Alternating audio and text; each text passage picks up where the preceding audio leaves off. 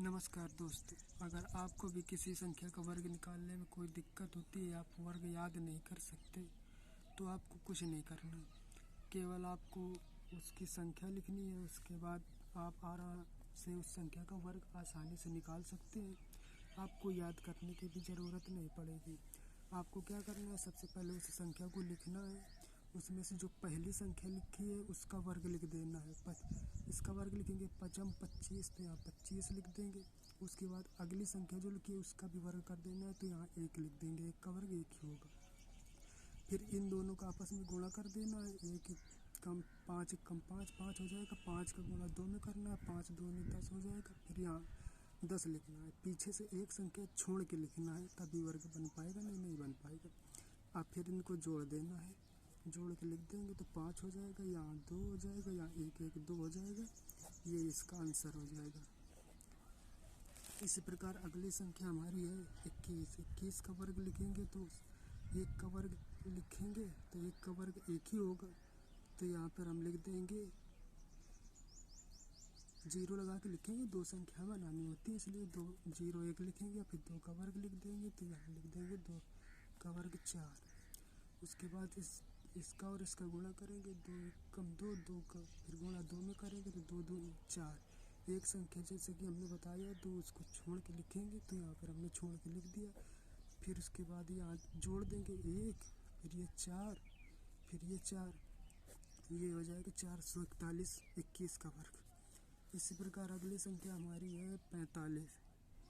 45 का वर्ग लिखने के लिए हमको फिर उसी प्रकार करना पड़ेगा। पहली संख्या का अलग और दूसरी संख्या का अलग। तो इसका वर्ग लिखने के लिए हमको सबसे पहले 5 का वर्ग करना पड़ेगा। 5 का वर्ग लिखेंगे 25। फिर 4 का वर्ग लिखेंगे। 4 का वर्ग लिखेंगे 16।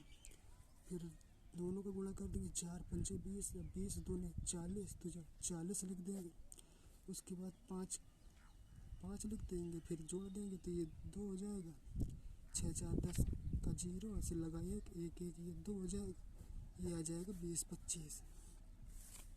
इसी प्रकार हमारी अगली संख्या ये है 84। 84 का वर्ग करेंगे तो 4 चौके 16 और 8 8 64 हो जाएगा। फिर 8 चौके 32, 32 दूनी 64, 64 यहाँ लिख देंगे।